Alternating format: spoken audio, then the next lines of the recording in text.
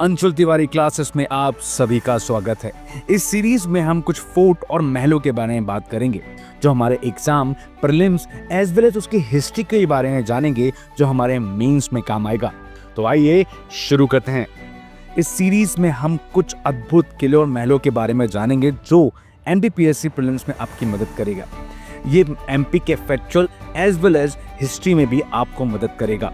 तो आइए शुरू करते हैं। आज की सीरीज में हम बात करने वाले हैं जबलपुर के कुछ महत्वपूर्ण किले और महलों के बारे में जो एग्जाम के पर्सपेक्टिव में और भी इंपॉर्टेंट हो जाता है। जबलपुर डिवीजन को मूल रूप से 1861 में ब्रिटिश भारत के मध्य प्रांत के जबलपुर डिवीजन के रूप में गठित किया गया था। ब्रिटिश डिवीजन में जबलपुर, सागर, दमोह, सिवनी, मंडला जिले शामिल थे। 1936 में मध्य प्रांत को मध्य प्रांत और बरार बना दिया गया, जब तक कि वो 1947 में यूनाइटेड किंगडम से भारत को स्वतंत्रता नहीं मिल गई। बालाघाट जिला पहले मध्य प्रांत के नागपुर डिवीजन का हिस्सा हुआ करता था, लेकिन 1956 में नागपुर डिवीजन के बाकी हिस्सों को बॉम्बे राज में स्थानांतरण कर दिया जाने पर यह जबलपुर डिवीजन का हिस्सा बन गया। आज की इस कड़ी में हम शुरुआत करते हैं मदन महल से। यह महल गढ़ा की पहाड़ी पर बना है, जिसका निर्माण 1100 ईसा पूर्व में राजा मदन सिंह ने करवाया था। यह महल रानी दुर्गावती और उनके बेटे वीर नारायण से भी जुड़ा हुआ है। रानी दुर्गावती मुगलों से लड़ते हुए शहीद हो गई थी और उन्हें भारतीय इतिहास में शहीद के रूप में याद किया जाता है। गोंडों के इस किले के बारे में कई मिथक प्रचलित है। कहा जाता है कि इस महल में सोने की ईंट और गोंडों के खजाने छिपे हुए हैं। इस कड़ी में अगर हम बात करें, दूसरा महल आता है मोती महल। राजा हृदय शाह ने 1667 में मंडला में नर्मदा के किनारे इसका निर्माण करवाया था।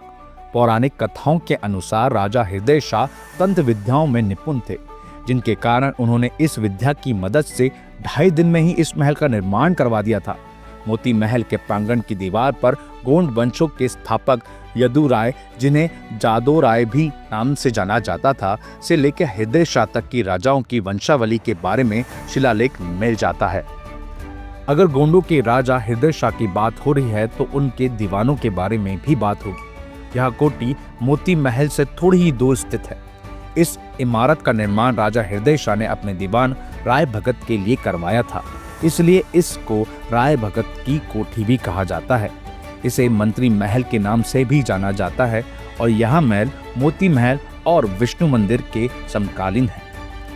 अगर हृदय शाह की बात हो रही तो उनकी रानी जी के भी बारे में बात होगी।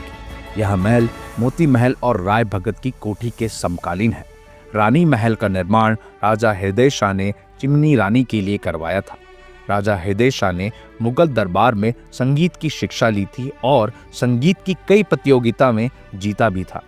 यहीं पर मुगल राजकुमारी चिमनी से प्यार हुआ और मुगल बादशाह से अनुमति लेके उन्होंने उनसे विवाह किया और वो उन्हें मंडला रामनगर ले आए, इसलिए उनके लिए यह महल बनवाया गया।